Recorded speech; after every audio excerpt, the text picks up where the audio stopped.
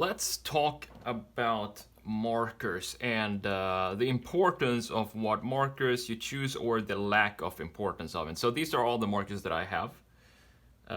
We're gonna start with the Prismacolor, and then we have the Copics, then we have Artist Loft markers, Windsor Newton, brush marker, that color, pro markers, touch markers, and touch new markers. I'm gonna show you all of these on this sheet of paper, and this is not a marker paper, this is just sketchbook.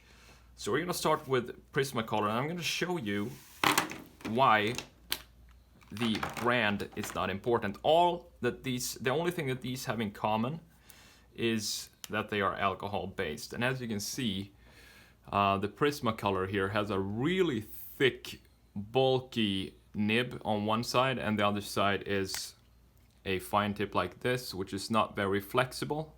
It's almost not flexible at all.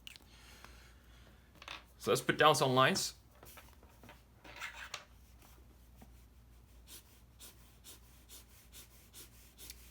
I'm not a huge fan of Prismacolors, and the reason is you can see the grain in the color. You see it more here on the last stroke here. It's very spotty, and that has not anything to do with the paper. That's just how these markers are. Let's put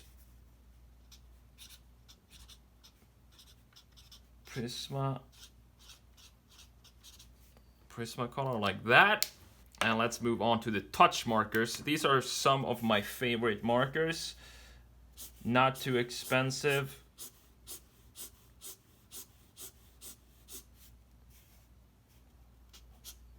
And they work great. I've had these for a very long time, as you can see by the strokes there. Let's see if we have another touch, which is more, I think this one is better.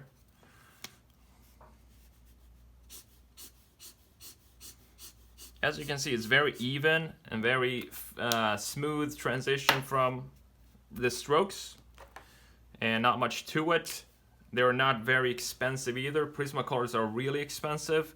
I don't see why, really. Maybe it's for a specific type of drawing or illustration, but it's not for me because of the grain. Let's move on to the touch new markers. Or touch new. These are also some of my favorites because they're very cheap, and as you can see, they put down the color very, very nicely. Touch. How do you spell that? Touch new markers. This is the Pro marker. All of these have one side with a broad tip, the other is a fine tip. I'm just going to use the broad tip for this test. Pro markers are also very, very good.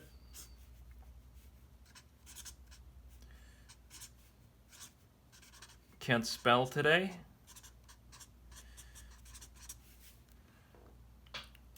And this is probably one of the best markers for the price. And not just for the price, it's just one of the best markers out there. It's Pro markers. I think I bought these back in 2007, and they still work great. And I think I paid maybe $1 per marker or something like that. I don't know what the price is now, but that's what it was back then. This is the Artist Loft markers. Same thing here. It has a fine tip and then a brush tip on the others, a broad tip and a brush tip.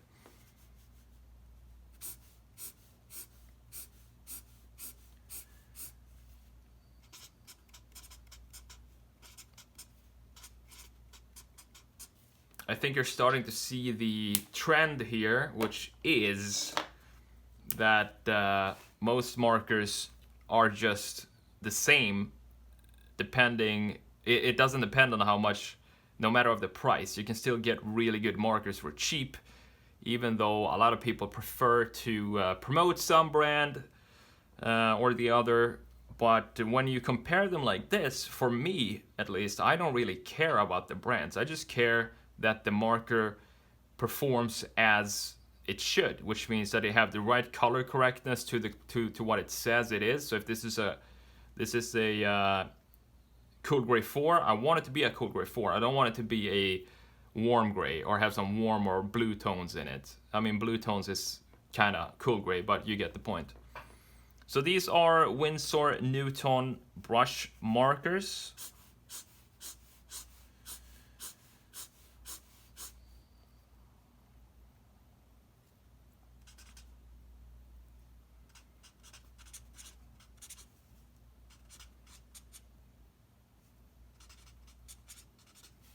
Same thing there.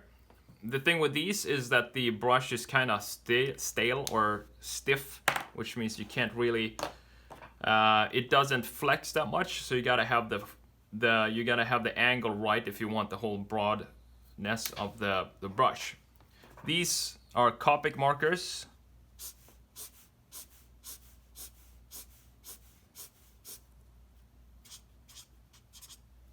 I can't spell. Let's do it like this. Copic. I don't know why I want to make an R there. It's so weird. Now, these are the only markers that I would not recommend getting. And the reason, I got a set of brown tones, and this is one of them. And some of them really do not correspond. The color does not correspond at all with what it's on the cap. Let's see if this does. I know a few of them do, some of them don't. And this, I haven't even used it. I haven't not used these markers, and this obviously is already, you know, messed up. I can't use this. The only thing I've used these for are for a test sketch. And I guess that was it for this marker. So if you're getting markers, make sure you do not get that color markers, because they are the only ones that really perform bad. So that's it for the markers. So what I wanted to show you with this is, really doesn't matter what kind of marker brand you're getting, as long as they're alcohol based. Just don't get that color markers. You can get Touch New for sure. Pro markers are a good value too, and Touch. I would say these three: the Touch New, the Pro markers, and the Touch. If you're just starting out, what I would do is get choose one of these and then get 3 or 4 markers in cool gray. So I would get cool gray 2, 5, 8, and black, for example. And with that, I'm going to show you now how to use just a few markers to practice your shading and practice your blending and marker sketching in general.